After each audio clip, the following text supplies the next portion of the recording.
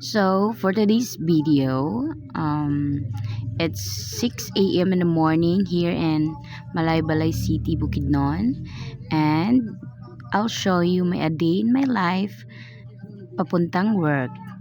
So this is my face in the morning, and pagpunta ko sa work, nagluluto na agad kami ng aming makakain.